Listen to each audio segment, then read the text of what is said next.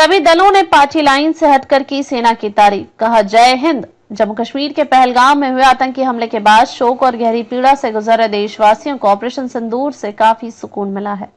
पाकिस्तान की सीमा में घुसकर भारतीय सेना द्वारा आतंकी शिविरों पर किए गए मिसाइल हमले में बड़ी संख्या में आतंकी मारे गए हैं। सेना के शौर्य की सत्ता पक्ष के साथ ही विपक्षी दलों ने भी पार्टी लाइन से हटकर सराहना करते हुए जय हिंद बोला।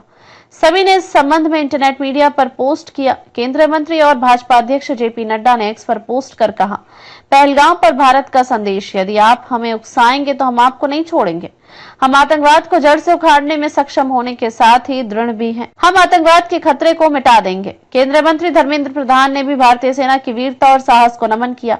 कहा कि भारत ने पहलगाम आतंकी हमले का बदला ले लिया है। उन्होंने एक्स पर लिखा, हमने कहा था कि आतंकियों को मिट्टी में मिला देंगे और देखो हमने इसे कर दिखाया।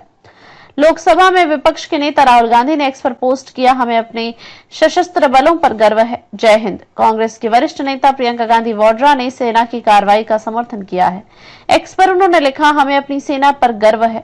हमारे बहादुर सैनिक हमारी स्वतंत्रता और अखंडता की रक्षा करते हैं। ईश्वर उनकी रक्षा करें और उन्हें बहादुरी के साथ चुनौतियों का सामना करने का अपार साहस दें, जय हिंद। कांग्रेस अध्यक्ष मल्लिकार्जुन खड़गे ने भी सेना की कार्रवाई को अपना पूरा समर्थन दिया है। कांग्रेस महासचिव जयराम रमेश ने एक्स पर ऑपरेशन सिंदूर हैशटैग का इस्तेमाल करते हुए कहा, कांग्रेस अपने सशस्त्र बलों के साथ मजबूती से खड़ी है। वरिष्ठ कांग्रेस नेता शशि थरूर ने एक पोस्ट में कहा कि जोरदार प्रहार करो, चतुराई से प्रहार करो, मैं इस कार्रवाई के लिए सरकार की सराहना करता हूं। तमिलनाडु के मुख्यमंत्री एम के स्टालिन ने कहा कि हम आतंकवाद के खिलाफ भारतीय सेना के साथ हैं।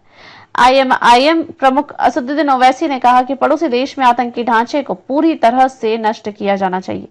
उसे ऐसा कड़ा सबक सिखाना चाहिए कि फिर कभी पहलगाम जैसी घटना ना हो। राकांपा शरद चंद्र पवार प्रमुख शरद पवार ने कहा कि पहलगाम में जो कुछ भी हुआ उससे देश के लोगों में चिंता थी। आतंकियों ने निर्दोष लोगों को मार डाला। ऐसी स्थिति में कोई भी देश मूक दर्शक नहीं रह सकता। सेना ने सराहनीय काम किया है। बीआरएस अध्यक्ष के चंद्रशेखर राव ने कहा कि एक भारतीय के रूप में मुझे भारतीय सेना द्वारा आतंकियों के विरुद्ध की गई कार्रवाई पर गर्व है। शिवसेना यूबीटी नेता संजय राउत ने कहा कि भारतीय सेना की प्रशंसा की। कहा कि सेना ने पहलगाम हमले का बदला लिया है। जो लोग राजनीतिक लाभ के लिए इसका श्रेय लेने की कोशिश कर रहे हैं, वे पहलगाम आतंकी हमले के पीड़ितों के साथ अन्याय करेंगे।